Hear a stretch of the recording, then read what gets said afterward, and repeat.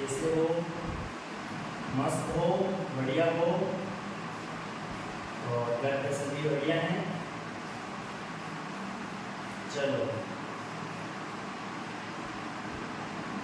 कल के और परसों के जो वीडियो पढ़ाए हैं मैंने, आपको अच्छे तरीके से समझ में आ गए? नहीं आए तो मुझे मैसेज कर देना। और एक बात मेरे ध्यान से सुनो बच्चों, मेरा ये कहना है, एक शब्द आता है, क्या आता है? रुचि। क्या? रुचि, इंटरेस्ट, जिसे कहते हैं इंटरेस्ट। इंटरेस्ट किसी भी एज में, किसी भी एज में, किसी भी उम्र में आ सकता है, मेरा ऐसा मानना है। आपको ऐसा लग रहा होगा कि अब मैं 10th में आकर के या 9th में आकर के या 8th में आकर के गणित पढ़ना स्टार्ट किया, इतने सालों के पीछे गणित रह गई। लेकिन फिर भी आप अभी से गणित पढ़ना स्टार्ट कर दोगे तो भी आपकी गणित में रुचि बढ़ सकती है। बस उसको मन लगा के पढ़ो। आप हर चीज को समझने की कोशिश करो, रटना नहीं है। धीरे धीरे आपके सब कुछ समझ में आएगा। अभी तो सीढ़ी चढ़े हैं, मंजिल तो मिलना अभी बाकी है मेरे प्यारे दोस्तों। सीढ़ी चढ़ी है, अभी तो मंजिल मिलना बाकी है। क्योंकि कहते हैं ना, जब जागो तभी सवेरा, जब जागो तभी सवेरा होता है। इसलिए अभी स्टार्ट किया है, इसको एक धारा के रूप में कंटिन्यूसली चलने दो। आपको अच्छे तरीके से समझ में आएंगे। धीरे धीरे पढ़ते रहो, अपना मनोबल बढ़ाते रहो और अपने आप को मोटिवेट रखो। ये मेरा कहना है। और आज की शुरुआत करते हैं। आज डेट हो गई है 28 अक्टूबर 2024 और दिवाली बहुत ही निकट है। 2-3 दिन रहे हैं दिवाली के। मन में बड़ा उल्लास भी रहता है, मन आनंद की ओर अग्रसर होता है जब एक त्योहार आता है तब। लेकिन पढ़ाई में कोई डिस्टर्बेंस नहीं होना चाहिए। अपनी पढ़ाई को निरंतर डेली 4 घंटे पढ़ते हो तो 4 घंटे डेली पढ़ो। ऐसा नहीं है एक दिन 1 घंटा पढ़ लिया, एक दिन 10 घंटा पढ़ लिया, एक दिन कुछ नहीं पढ़ा। ऐसा करने से कुछ भी नहीं होगा। अपनी पढ़ाई को निरंतर रूप से, लगातार सतत रूप से डेली एक निश्चित क्राइटेरिया के साथ, निश्चित टाइम टेबल के साथ अपनी पढ़ाई को जारी रखो। देखना कुछ समय बाद, कुछ वर्षों बाद एक अच्छा परिणाम आएगा। ठीक है, चलो आगे बढ़ते हैं। और मेरा ऐसा मानना है, आप बड़े आनंद के साथ, बड़े हर्ष के साथ इन वीडियो को पढ़ रहे होंगे। चलो, हमने कल कर लिया था 9वां क्वेश्चन कर लिया था, 8वें को स्किप किया था। 9वें क्वेश्चन तीनों कर लिए थे। अब है 10वां क्वेश्चन। कौन सा है? 10वां क्वेश्चन। 10वां क्वेश्चन क्या कह रहा है? ये भी समांतर श्रेणी का ही है। मैंने बताया कि समांतर श्रेणी में कौन कौन से टर्म्स आते हैं। प्रथम पद a, सार अंतर d, पदों की संख्या n, अंतिम पद an, प्रथम n पदों का योग sn। ये 5 टर्म्स आपके काम आएंगे समांतर श्रेणी में। प्रथम पद a, सार अंतर d, पदों की संख्या, कुल कितने पद उस समांतर श्रेणी में? वो n। कौन सा पद या अंतिम पद या कोई पद? वो है an। और प्रथम n पदों का योग हो जाएगा sn। तो ये 5 टर्म्स काम आएंगे इस समांतर श्रेणी में। तो अब देखो 28वां 10वां क्वेश्चन, 28 पदों वाली समांतर श्रेणी। 28 पद हैं, पदों की संख्या कितनी है? 28 है। समांतर श्रेणी दे दी है, यानी केपी दे दी है अपने को कितनी? 7, 16, 25, 34 dash dash dash dash dash. कुछ नहीं करना है बच्चों, मैंने आपको पहले ही बताया था, अगर ए डी एन और एम में से कोई भी 3 मान छूटे हुए हैं तो चौथा मान बड़े ही आसानी से और सरल तरीके से प्राप्त किया जा सकता है। एपी का एनवा पद का सूत्र लगा के, एपी का व्यापक पद का सूत्र लगा के आप उसका मान ज्ञात कर सकते हो। पदों की संख्या दे दी आपको, तो एक समांतर श्रेणी दे दी, इसका मतलब आप कम से कम उसमें से 2 वैल्यू कौन सी, प्रथम पद ए कितना 7 सालांतर कितना डी, और वो क्या होता है, हर अगले पद में से उसके जस्ट पहले वाला पद घटा दो। 16 में से 7 घटाओ तब भी 9 आएगा, 25 में से 16 घटाओ तब भी 9 आएगा, 34 में से 25 घटाओ तब भी 9 आएगा।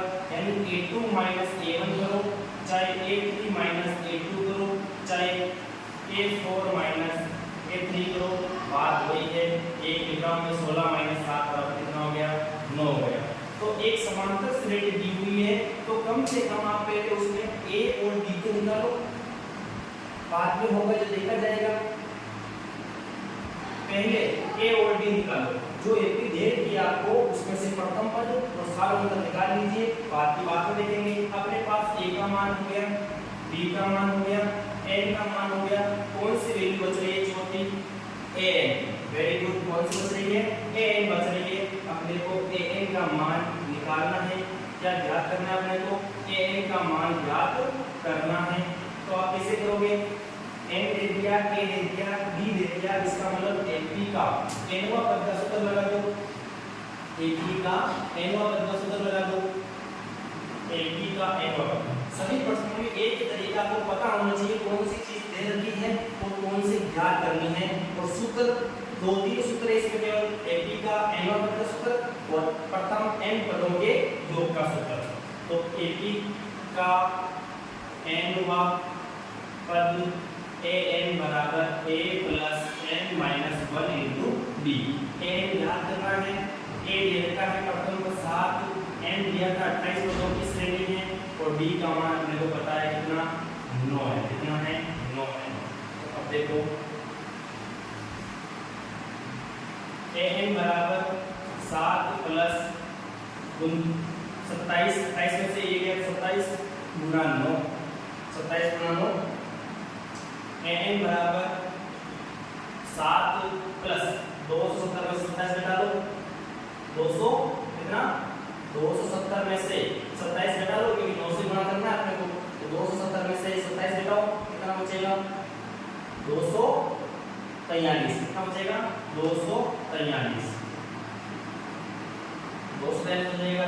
n का मान कितना आ गया, अंतिम पद 250। कितना आ गया अंतिम पद, 250। कोई मिस्टेक हो तो बता दीजिएगा।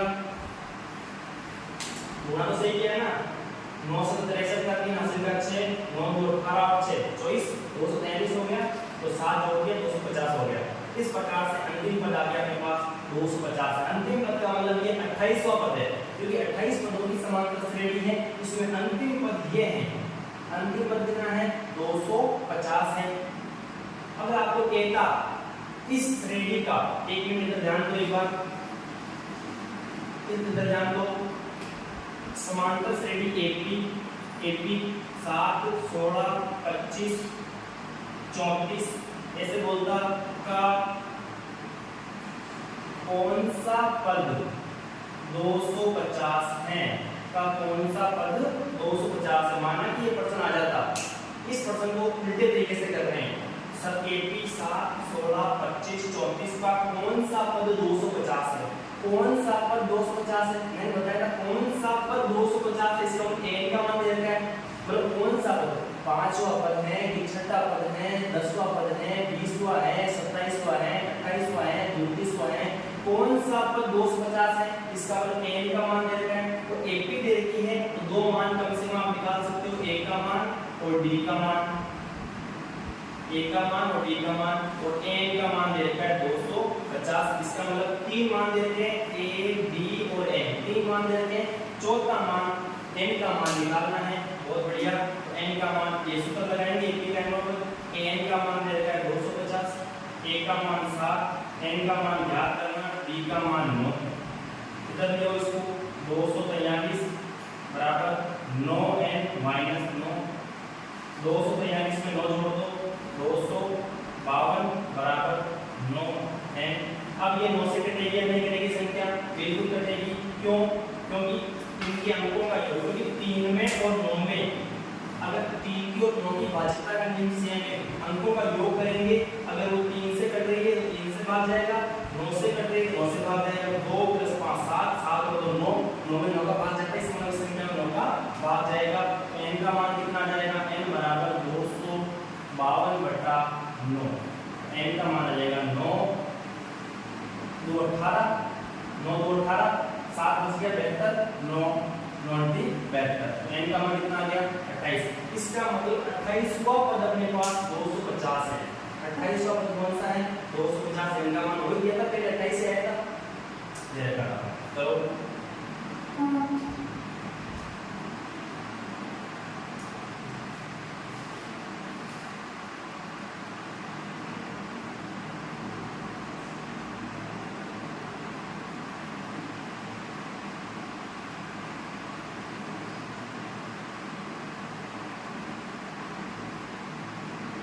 लिया होगा।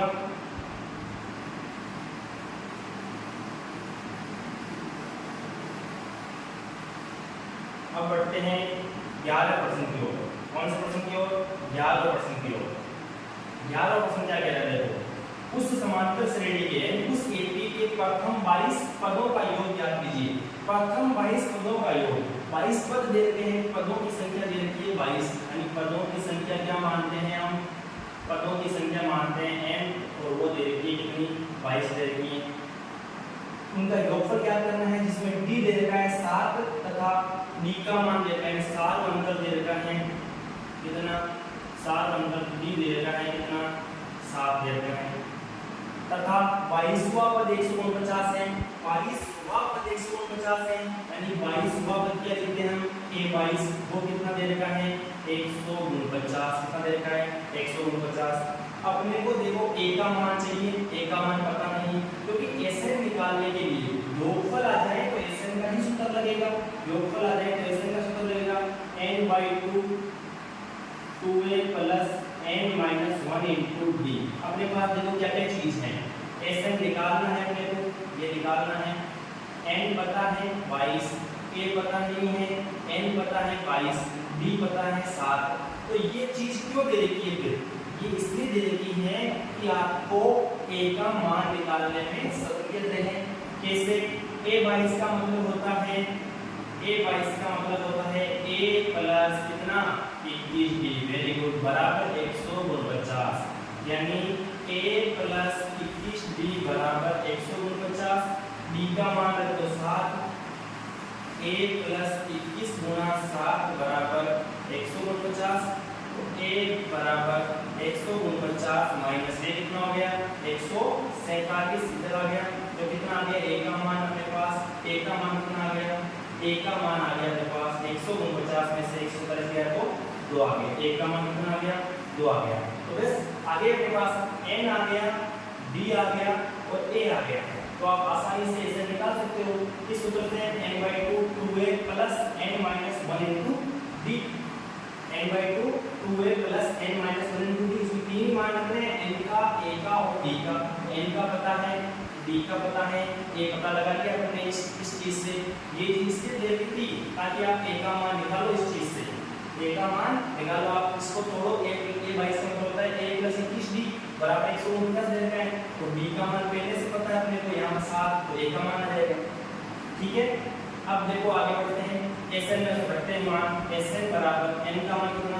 22/2, 2a, a का मान 2 + 22 × -1 × d का मान 7 दिया गया। SN बराबर हो गया 11, 4 + 21 × 7, 21 × 7 प्लस और गुणा आ रहा है, पहले गुणा को सोल्व करेंगे। ऐसा कर देना 4 और 21 को जोड़ के 25 में कर देना। पहले जोड़, बाकी, गुणा, भाग।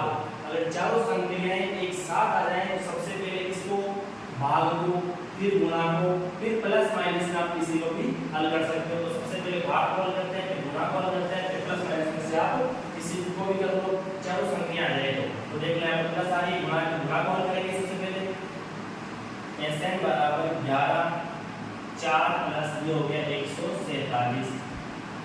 ठीक है, अब इसके पूरे को चल रहा है तो 11 गुणा 151 हो गया, गुणा कर लो 11 1 11 11 5 15 6 हासिल का 5 11 11 5 16 कितना हो गया 1661। कितना हो गया 1661 आ गया।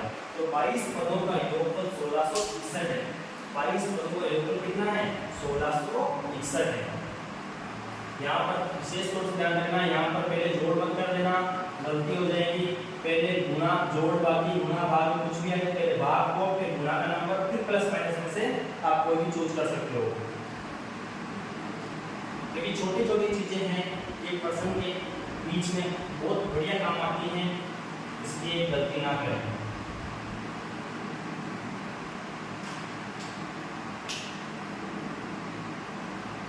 n दे रखा था, d दे रखा था, a 22 दे रखा था, इससे a का मान निकाल लिया, a का मान आ गया, d का मान आ गया, n का मान आ गया, तो Sn का मान आसानी से आ जाएगा। क्योंकि योगफल पूछा है तो योगफल पूछते ही अपना ध्यान Sn पर जाना चाहिए, और Sn में क्या क्या चीजें दे रखी हैं वो तो अपने को देखना नहीं है। n दे रखा है ठीक है, a नहीं दे रखा है, d दे रखा है, a का मान निकालना जरूरी होगा क्योंकि तभी तो मान निकलेंगे। इसमें चार राशियां हैं, कौन सी Sn n a और d, चार राशियां, तीन दे दी जाएगी तो चौथी निकाल लेंगे, तीन दे दी जाएगी तो चौथी निकाल लेंगे आसानी से।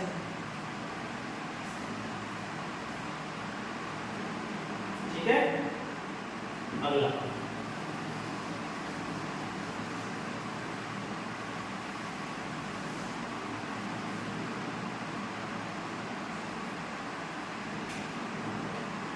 देखो 12वां क्वेश्चन। 12वें का पहला है, यहाँ पर योगफल ज्ञात करना है। एक ही दे रखी है जिसका योगफल ज्ञात करना है -5 plus -8 plus -11 plus dash dash dash dash dash plus -230। इसका योगफल ज्ञात करना है। इसका मतलब क्या हुआ, ये प्रथम पद है प्लस ये द्वितीय पद है, ये तृतीय पद है और ये अंतिम पद है। इनको जोड़ना है, सभी को क्या करना है जोड़ना है। इसका मतलब अपने को देखो एक ही दे रखी है, यहाँ पर प्लस लगाया, इसका मतलब योगफल करना है इनका। तो ऊपर बोल देता है योगफल याद करो, तो यहाँ पर कोमा भी लगा सकते हैं, फिर यहाँ कोमा भी लगा सकते हैं, कोमा लगा सकते हैं। इनका ये प्रथम पद, द्वितीय पद, तृतीय पद, चतुर्थ पद, तो प्लस लगाया है, इसका मतलब योगफल याद करना है इनका सभी का एपी का। इसका प्रथम पद कितना हो जाएगा, प्रथम पद आ जाएगा सॉल्यूशन में। प्रथम पद कितना आएगा, देखो प्रथम पद a बराबर -5, क्योंकि एपी दे रखी है तो आप दो चीज कम से कम निकाल सकते हो। d का मान कितना -8, द्वितीय पद कितना है -8, उसमें से आपको घटाना है क्या -5 घटाना है। यहाँ पर बहुत सारे बच्चे मिस्टेक करते हैं, क्या लिखते हैं -8 में से -5 कर देते हैं, ये वाला तो गलत हो जाएगा। इसका मान तो माइनस दे रहा होगा, और यहाँ पर देखो साथ में कितना आएगा -8, माइनस को माइनस से गुणा किया प्लस और 5, -8 प्लस 5 -3, और ये माइनस दे रहा है डी का अंदर, तो ये गलत है। तो यहाँ पर विशेष तौर से क्योंकि साल अंतर में दूसरे पद में से पहले पद को घटाते हैं। यहाँ पर दूसरा पद -8 है, पहला पद -5 है, और यहाँ घटाना है, ये चिन्हाना है, दो चिन्ह साथ में है, इसलिए इसको पोस्टर में लगा देंगे। ठीक है, आया समझ में। ये डी का मान ऐसे निकलता है, तो डी का मान a का मान आ गया, d का मान आ गया, n का मान पता है, अंतिम पद कितना पता है अपने को -230।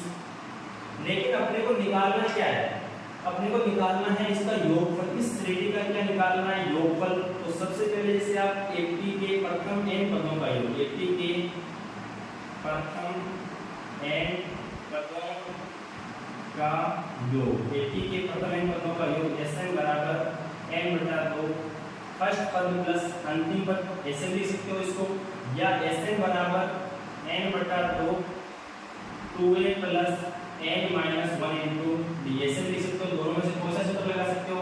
अब हमारे पास n दे रखा है तो ये सूत्र लगा लेंगे, a दे रखा है a रख लेंगे, d दे रखा है इसमें कोई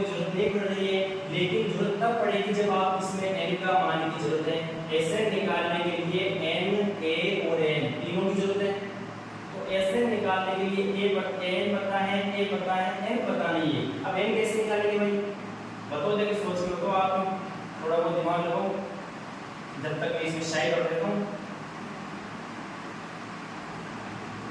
जब तक मैं इसमें शाही कर लेता हूँ, आप दिमाग लगाओ थोड़ा बहुत, क्योंकि थोड़ा बहुत दिमाग लगाओगे तो भी पता चलेगा अपने को समझ में आ रहा है या नहीं आ रहा है।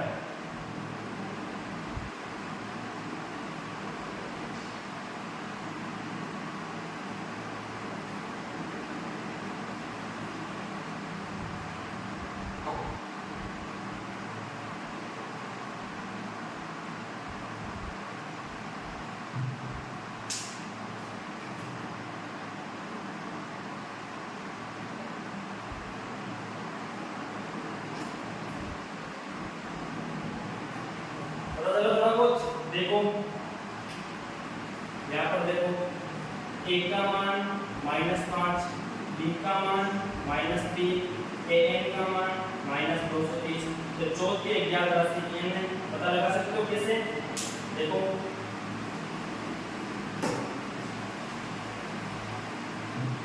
एकी का एन वा पद एन बराबर a plus n minus 1 into D. N का मान पता है -230, a का मान -5, n का मान ज्ञात करना, d का मान -3। ठीक है, ये हो गया। इधर दियो इसको -230 प्लस 5 बराबर, इसको इससे गुणा करो, ये प्लस का चिन्ह है, प्लस को माइनस से गुणा करेंगे तो माइनस का -3, और n प्लस को माइनस से गुणा करेंगे माइनस, माइनस को माइनस से गुणा करेंगे प्लस 3। देख लो, -230 प्लस 5 माइनस का 225, इस 3 को इधर ले लो, माइनस का 3 बराबर माइनस का 3 है। माइनस और माइनस, माइनस की संख्या जुड़ जाएगी, माइनस का चिन्ह आएगा, 228 बराबर माइनस का 3, ये कट जाएगा। अब क्या ये संख्या 228 3 से घटेगी क्या? पता कैसे लगाएंगे? क्योंकि मैंने बताया था 3 और 9 की भाज्यता करनी सेम है। अंकों का योगफल 2 और 2 4, 4 और 8 12, 12 में 3 का भाग जाता है, इसका मतलब इस संख्या में 3 का भाग जाएगा, तो कितना भाग जाएगा? 3 है 321, 1 हो गया 18, 3 से 18, n का मान कितना आ गया? पदों की संख्या कभी भी नेगेटिव चिन्ह के साथ नहीं आती है, ये विशेष तौर से ध्यान रखना। कभी भी नेगेटिव चिन्ह के साथ, ऋणात्मक चिन्ह के साथ नहीं आएगी, भिन्न के रूप में नहीं आएगी, हमेशा एक या तो पदों की संख्या कितनी होगी, हमेशा प्राकृत संख्या शुरू होगी या प्राकृत संख्या में आएगी पूरी संख्या आएगी 1 2 3 4 5, और पदों की संख्या है ही नहीं, 0 है, इसका मतलब भी है ही नहीं, तो पदों की संख्या 1 होगी, तब भी आप पता नहीं लगा सकते हो। कम से कम 3 पद होंगे तो आप पता लगा सकते हो। इसमें से 100 घटाया d का मान है, इसमें से 100 घटाया d का मान है, सेम इसमें भी है, तो इसका मतलब n का मान पूरा आएगा, और नेगेटिव ऋणात्मक कभी भी नहीं आएगा, और भिन्न के रूप में कभी भी नहीं आएगा, क्योंकि भिन्न के रूप में जब भी आए तो उस n का मान को नहीं लेना है। तो अपने पास धनात्मक संख्या है 76, इसका मतलब कितने पद है इस समांतर श्रेणी में? 76 पद है। अब रख दो इसमें मान, n का मान आ गया, n के मान की जरूरत नहीं, यहाँ पर n का मान आ गया, a का मान पहले से समांतर श्रेणी से पता लगा लिया, n का मान पहले से दे रखा है, Sn का मान निकालोगे 76/2, फर्स्ट पद कितना है? -5 प्लस अंतिम पद -230। अब देखो यहाँ पर छोटा क्वेश्चन यहाँ पे आ गया, यहाँ पर फिर बड़ा क्वेश्चन लगा दो या मंजिला क्वेश्चन लगा दो, तो क्या आ गया? Sn बराबर 2 दिया 6 और 16 38, माइनस का 5 प्लस को माइनस से गुणा किया -230, तो ये आ गया मेरे पास Sn बराबर 38, और ये गुणा में आ गया कितना? माइनस का 235। गुणा कर लोगे 38 को 235 से गुणा कर लोगे, माइनस चिन्ह आएगा। अब आप कह सकते हो क्या Sn माइनस में नहीं आ सकता? कैसे नहीं आ सकता? देखो एक बार बताता हूँ आपको, आ सकता है बिल्कुल, क्यों नहीं आएगा? जैसे मैं बोलता हूँ AP -2 -3 -4 -5, इन 4 पदों का योग निकालो, तो 4 पदों का योग निकालोगे, 4 पदों का योग निकालोगे तो संख्या देखो -2 प्लस को माइनस से गुणा किया -3 प्लस को माइनस से गुणा किया -4 प्लस को माइनस से किया -5, सभी माइनस में जुड़ जाएगी, 2 3 5 5 4 9 5 14 और माइनस का चिन्ह। तो Sn तो आपके ऋणात्मक भी आ सकता है, 0 भी आ सकता है और धनात्मक भी आ सकता है। Sn में कोई दिक्कत नहीं है। पदों प्रथम n पदों का योग जो है वो धनात्मक, ऋणात्मक, शून्य, भिन्न के रूप में कैसे जा सकता है, इसमें कोई डाउट नहीं है। क्योंकि मैं बोलूं 1/2 0, इनका योग कितना आएगा, इनका योग भिन्न के रूप में आएगा, तीनों को जोड़ोगे भिन्न के रूप में आएगा। 1/2 0, इसका सारा मतलब कितना है, इसमें आधा में से 1 घटाएंगे तो माइनस आधा बचेगा, 0 में से आधा घटाएंगे माइनस आधा बचेगा। ये समांतर से डेढ़ 3 पद है, इनका योग देखो 1 और आधा 1.5 आएगा, तो 1.5 भिन्न के रूप में आएगा, 2 1 2 1 3 3/2। मिश्रित भिन्न है, मिश्रित भिन्न से अनुचित भिन्न गई और भिन्न के रूप में आ रही है 3/2। भिन्न के रूप में आ सकता है, प्लस में भी आ सकता है, माइनस में भी आ सकता है और 0 भी आ सकता है। तो मेरे हिसाब से ये गलती होगा।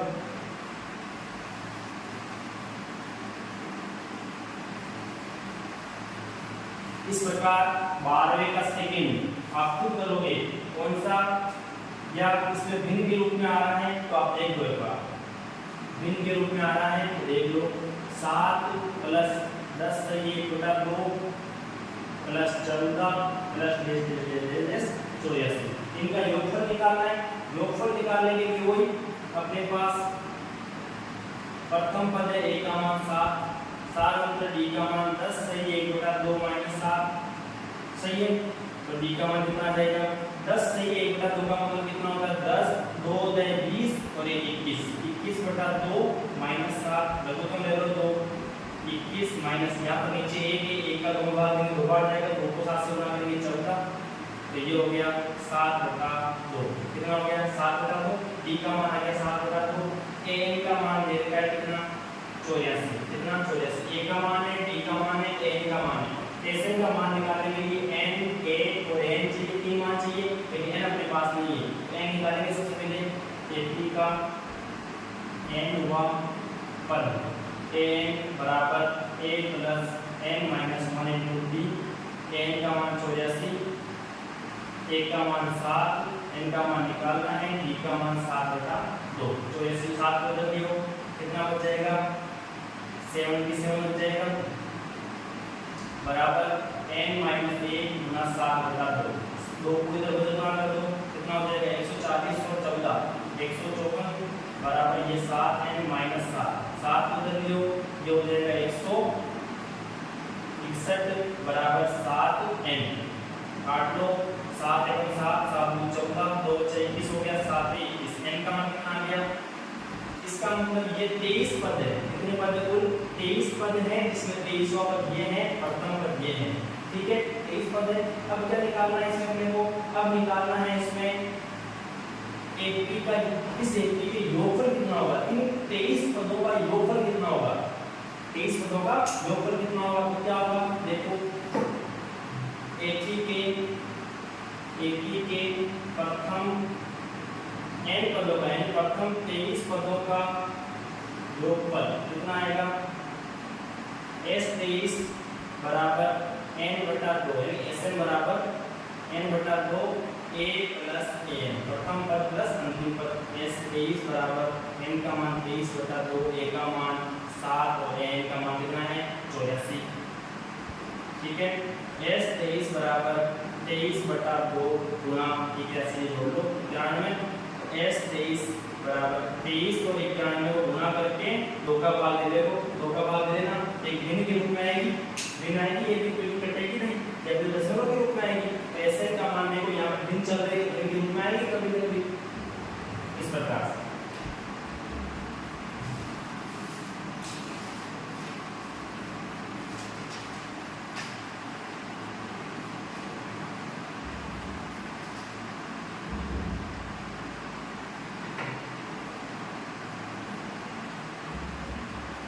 समझ में आ रहा है सभी बच्चों को, मेरी प्यारी क्लास के बच्चों समझ में आ रहा है। देवराज, राहुल, रोहित, नंदा, दिव्योश, मनसा, मोनिका, सपना, राबिया, पूजा, देवराज, 20, गोविंद, कृष्णा, सभी को आ रहा है समझ में? Very good. नहीं आए तो मुझे कमेंट कर देना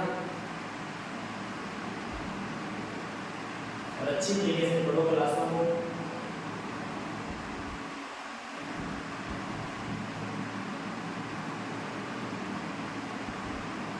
क्योंकि जब तक मंजिल नहीं मिले तब तक अपने को मेहनत करते रहना है, मन से हार नहीं माननी है, क्योंकि मन के हारे हार हैं और मन के जीते जीत हैं।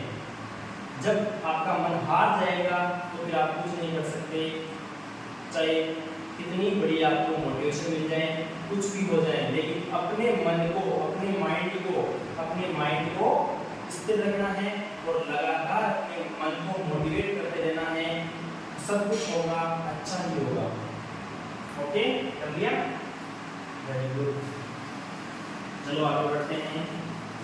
क्वेश्चन नंबर 13, ये वाला क्वेश्चन,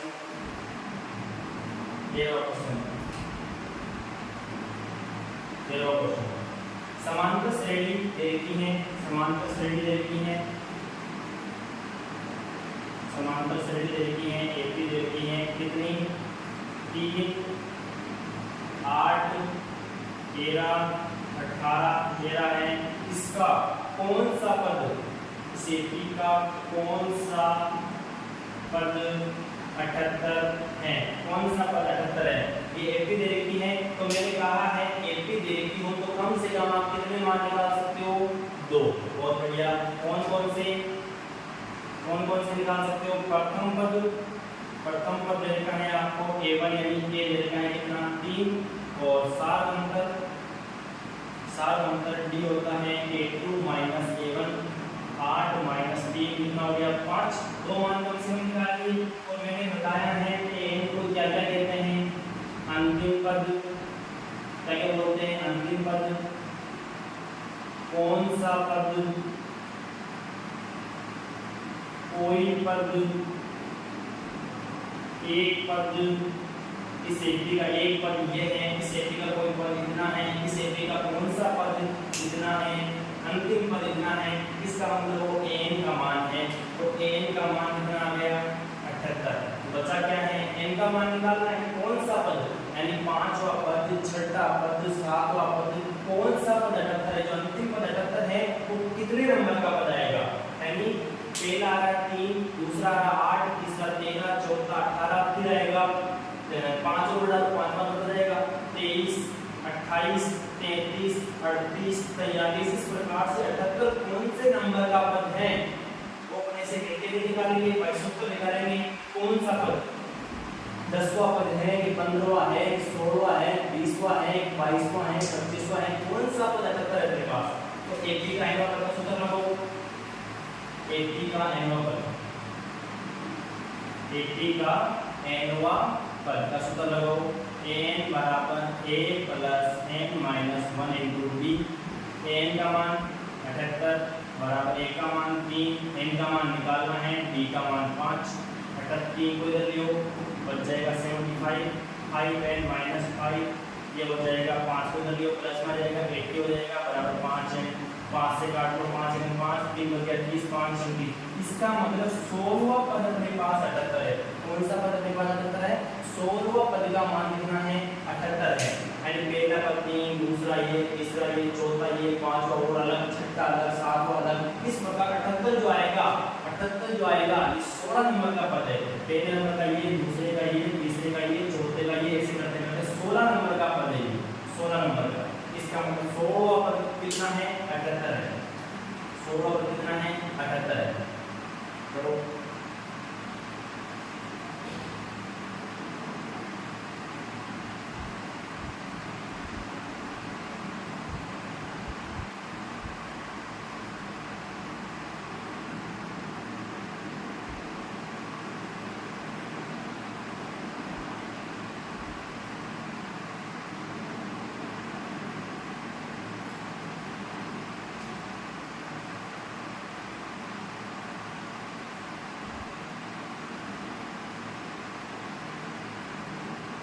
कर लिया?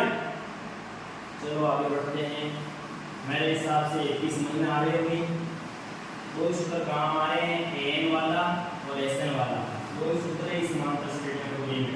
आपको कुछ नहीं, बेसिक चीज निकालना चाहिए। समांतर श्रेणी से ए का मान निकालना चाहिए और समांतर श्रेणी से डी का मान निकालना चाहिए। ये चीजें बहुत जरूरी है क्योंकि इसके बिना क्वेश्चन अधूरा रह जाएगा, पूरा नहीं हो पाएगा। अब आता है 14 नंबर का क्वेश्चन। कितना नंबर का? 14 नंबर का क्वेश्चन। एक में एक समांतर श्रेणी में x y z ज्ञात करो। x पहला पद, दूसरा पद 38, तीसरा पद y, चौथा पद z, पांचवा पद -7। ये 80 है, 80 दे रखी है।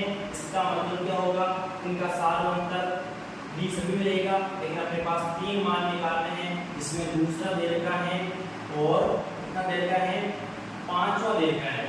पहला नहीं दे रखा है, तीसरा नहीं दे रखा है, चौथा नहीं दे रखा है, दूसरा दे रखा है, पांचवा दे रखा है, तो पहला, तीसरा और चौथा छोड़ा हुआ है।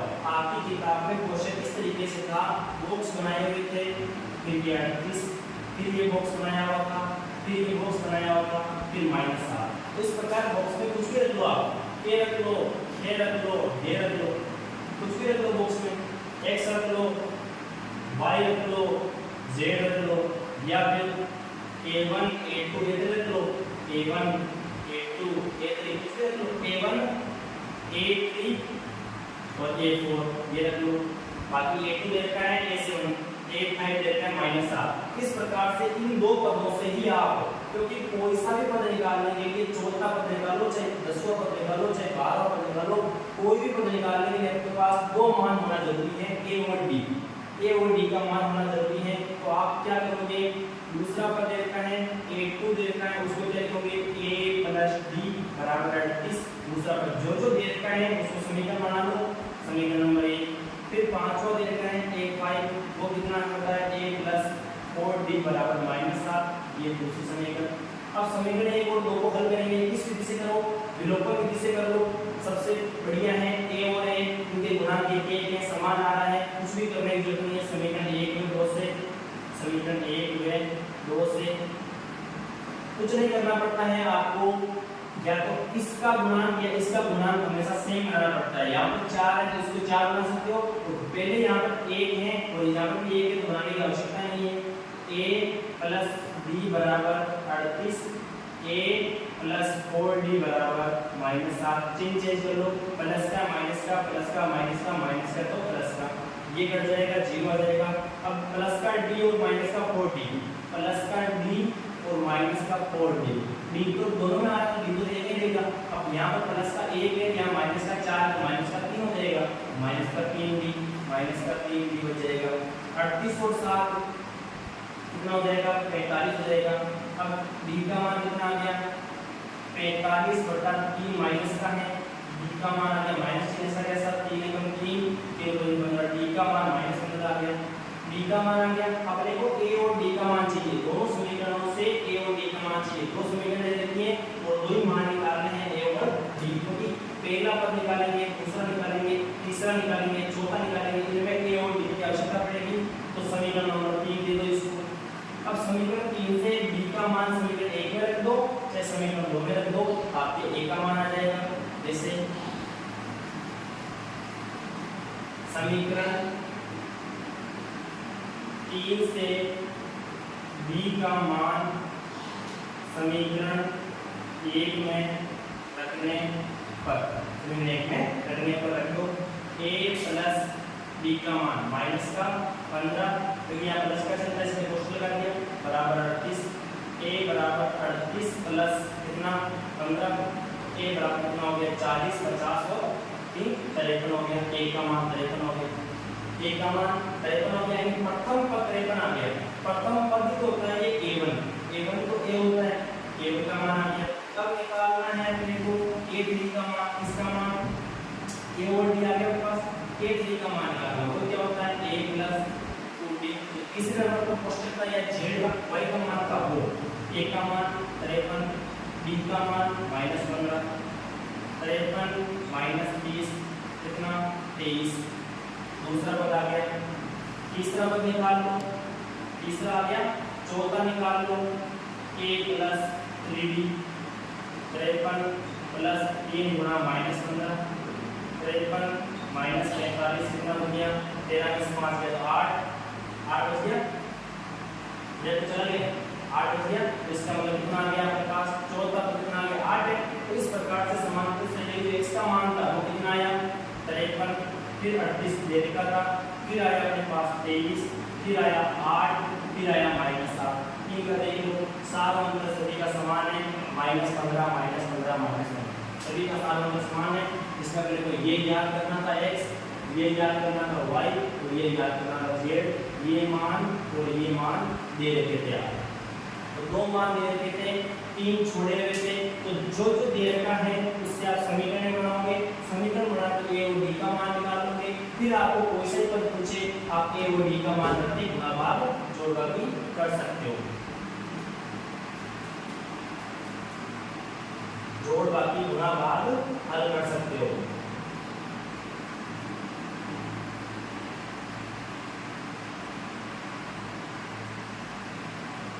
तो समझ में आ रहा होगा, आई होप।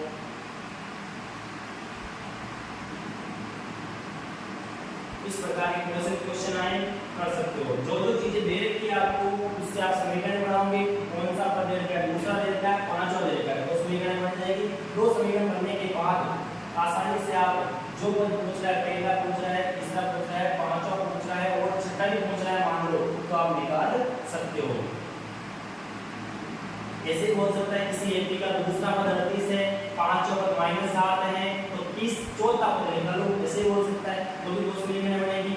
दूसरा पद है a2 a + b = 38, वो देता है पहले समीकरण। पांचवा पद a5 बराबर देता है -7 के a + 4d का मान -7। 2 समीकरण बनते हैं। 2 समीकरणों से आप a और d का मान निकाल सकते हो। और a और d का मान निकालने के बाद आपको कोई सही पद पूछे, 50 वां पूछे, 40 वां पूछे, 45 वां पूछे, 90 वां पूछे, 80 वां पूछे, कौन से पद निकालना हो आपको 2 मान की जरूरत है, a और d उसमें रख के जोड़ बाकी गुणा भाग कर लोगे। ठीक है, ये आगे योग।